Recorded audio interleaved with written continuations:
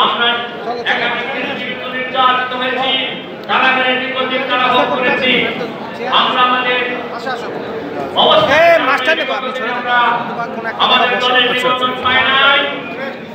বিভিন্ন সুদীতন্ত্রের পরামর্শে আমরা ভাষা নির্বাচনী পরিষদকে রাজনৈতিক দল হিসেবে কার্যক্রম চালালেও রাজনৈতিক নাম থেকে সামাজিক নামের দিকে বেশি ঝুঁক ছিল।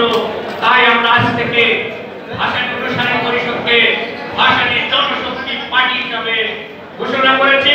প্রথম অধিবেশনে আমাদের গঠনতন্ত্র পাস হয়েছে। আমাদের যে প্রস্তাবনা রাজনৈতিক দলের নাম পরিবর্তন সেটি অনুমোদন হয়েছে।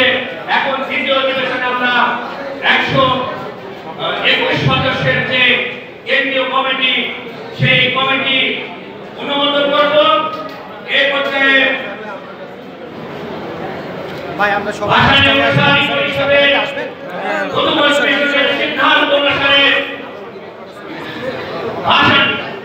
ভাষানী জনশক্তি পার্টির চেয়ারম্যানের নাম প্রস্তাব করছেন ভাষানী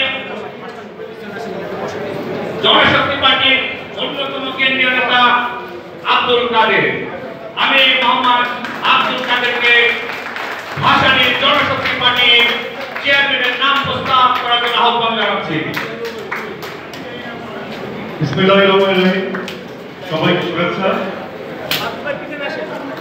ভাষানী জনশক্তি পার্টির চেয়ারম্যান হিসেবে আমি মোহাম্মদ আব্দুল কাদের নাম প্রস্তাব করছি বীর মুক্তিযোদ্ধা রফিকুল ইসলাম বাবলু ভাইয়ের নাম। আমরা সবাই সম্মত আছি। ধন্যবাদ সবাইকে। দুই হাত তুলে